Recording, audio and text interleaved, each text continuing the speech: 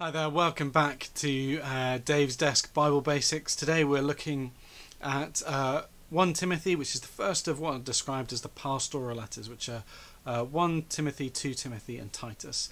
And out of all the letters that are traditionally understood to be letters by Paul, but modern academics say, though they could never be Paul, these are the three most contested.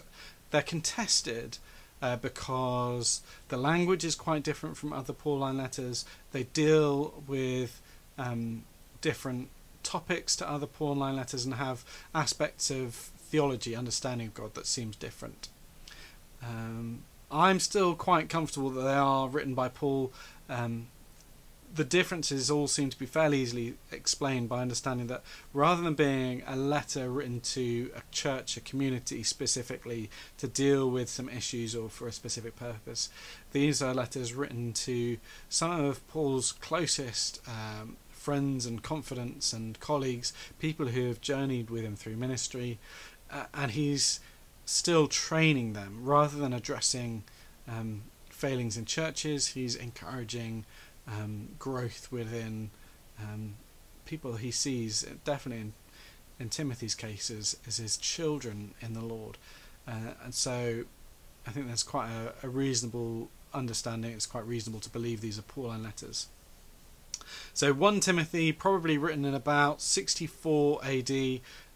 Paul is coming to the end of his fourth and last missionary journey, and so specifically it's written to Timothy, who's been left responsible, ministering as Paul's sort of surrogate within the church in Ephesus, dealing with some of the challenges that church has been facing.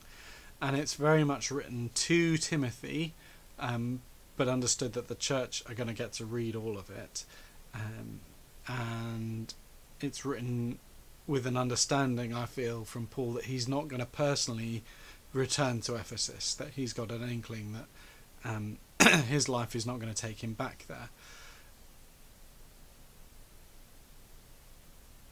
And so Paul's aim is to guide Timothy and encourage him as he attempts to shape the church around Christ. It specifically teaches him to deal with false teaching, to make sure that it's named for what it is and removed.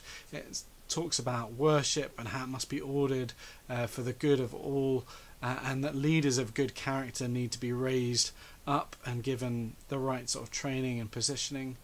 And there are challenges within this book about how we understand the specific instructions for Timothy and the church in Ephesus, and how we sort of apply them more broadly to churches thousands of miles away, thousands of years later, how we shape our understanding within those different contexts. But it gives us a really vital understanding of what God's vision for us as church is. And I'd particularly encourage you to read chapter 6 verses 11 to 16, which is Paul's charge to Timothy, and just read it, perhaps read it through a couple of times and just think, what does it feel like to be given that charge? What would it feel like to be commissioned in this way? And that this is God's word and it's seeking to speak to us and commission us for works of service. Thank you, as always, for joining with us, and I hope to see you again soon. Goodbye.